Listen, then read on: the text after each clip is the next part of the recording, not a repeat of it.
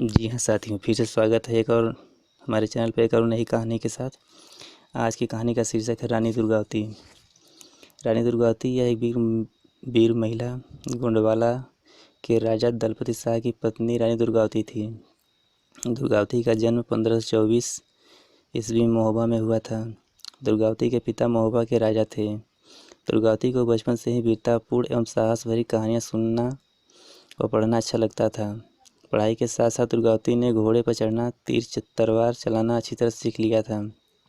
पिता के साथ वे शासन का कार्य भी देखती थी। विवाह के योग्य अवस्था प्राप्त करने पर उनके पिता ने राजपुताने के राजकुमारों में से योग्य वर की तलाश की, परंतु दुर्गावती गोंडवाना के राजा दलपति शाह की वीरता पर मुग्ध थी। दुर्गावती के पिता अपनी पुत्री का विवाह दलपति शाह से नहीं करना चाहते थे। अंत में दलपति शाह और महोबा के राजा का युद्ध हुआ, जिसमें दलपति शाह विजयी हुए। इस प्रकार दुर्गावती और दलपति शाह का विवाह हुआ। दुर्गावती अपने पति के साथ गढ़मंडल में सुखपूर्वक रहने लगी। इसी बीच दुर्गावती के पिता की मृत्यु हो गई और महोबा तथा कालिंजर पर मुगल सम्राट अकबर का अधिकार हो गया। विवाह के एक वर्ष पश्चात दुर्गावती के एक पुत्र हुआ, जिसका नाम वीर नारायण रखा गया था। जिस समय वीर नारायण केवल 3 वर्ष का था, दुर्गावती के पति दलपति शाह की मृत्यु हो गई। दुर्गावती के ऊपर तो मानो दुखों का पहाड़ ही टूट पड़ा, परंतु उन्होंने बड़े धैर्य और साहस के साथ इस दुख को सहन किया। दलपति शाह की मृत्यु के बाद उनका पुत्र नारायण गद्दी पर बैठा। रानी दुर्गावती उनकी संरक्षिका बनी और राजकाज स्वयं देखने लगी। वे सदैव प्रजा के सुख दुख का ध्यान रखती थी। चतुर एवं बुद्धिमान मंत्री आधार सिंह की सलाह और सहायता से दुर्गावती ने अपने राज्य की सीमा बढ़ा ली।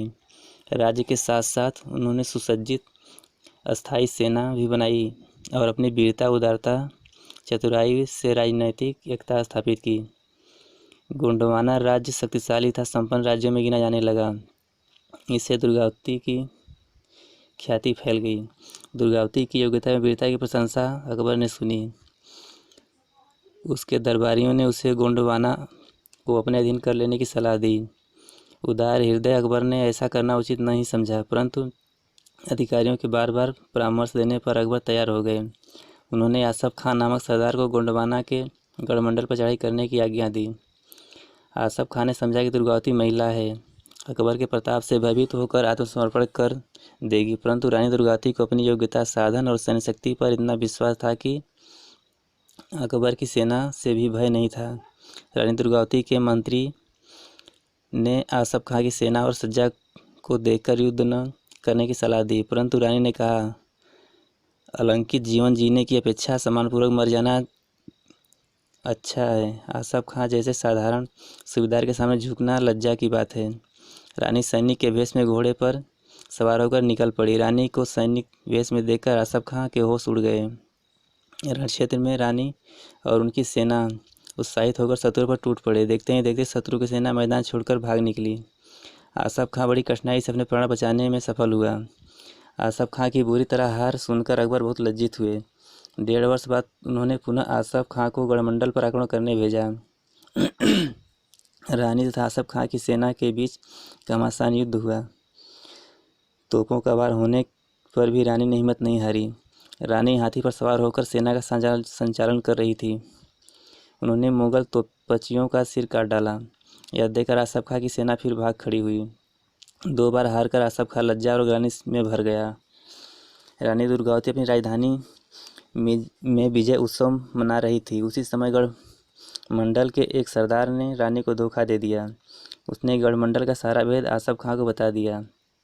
आसफ खां ने अपनी हार का बदला लेने के लिए तीसरी बार गढ़मंडल पर आक्रमण किया। रानी ने अपने पुत्र के नेतृत्व में सेना भेजकर स्वयं एक टुकड़ी का नेतृत्व संभाला। दुश्मनों के छक्के छूटने लगे। इसी बीच रानी ने देखा कि उनका 15 वर्षीय पुत्र घायल होकर घोड़े से गिर गया है। रानी बेइज्जत न हुई। उनकी सेना के कुछ वीरों ने वीर नारायण को सुरक्षित स्थान पर पहुंचा दिया और रानी से प्रार्थना की कि वे अगले पुत्र का अंतिम दर्शन कर लें। रानी ने उत्तर दिया, यह समय पुत्र के मिलने का नहीं है। मुझे खुशी है कि मेरे वीर पुत्र ने युद्धभूमि में वीरगति पाई है, अतः मैं उसे देवलोक में ही मिलूंगी। वीर पुत्र की स्थिति देखकर रानी दुगने पराक्रम से तलवार चलाने लगी। दुश्मनों के सिर जमीन पर गिरने लगे। तभी दुश्मनों का एक बाण रानी की आंख में जा लगा, दूसरा तीर रानी की गर्दन में लगा। रानी समझ गई कि अब मृत्यु निश्चित है। यह सोचकर कि जितने भी दुश्मन की पकड़ में न आऊं, जीते जी दुश्मनों की पकड़ में न आऊं, उन्होंने अपनी तलवार से अपनी छाती में भोंक ली और अपने प्राणों की बलि दे दी। रानी दुर्गावती लगभग 16 वर्षों तक संरक्षिका के रूप में शासन किया। भारत के इतिहास में रानी दुर्गावती का चांद बीबी ही ऐसे वीर महिलाएं थी जिन्होंने अकबर की शक्तिशाली सेना का सामना किया तथा मुगलों के राज्य विस्तार को रोका। अकबर ने अपने शासनकाल में बहुत सी लड़ाइयाँ लड़ी, किंतु गढ़मंडल के युद्ध में मुगल सम्राट के दांत खट्टे कर दिए। रानी दुर्गावती के अनेक गुण थे। वीर और साहसी होने के साथ ही वे त्याग और ममता की मूर्ति थी। राजघराने में रहते हुए भी उन्होंने बहुत सादा जीवन व्यतीत किया। राज्य के कार्य देखने के बाद वे अपना समय पूजा पाठ और धार्मिक कार्यों में व्यतीत करती थी। भारतीय नारी की वीरता तथा बलिदान की यह घटना सदैव अमर रहेगी। यहीं पर कहानी हमारी समाप्त होती है। फिर मिलते हैं एक नई कहानी में।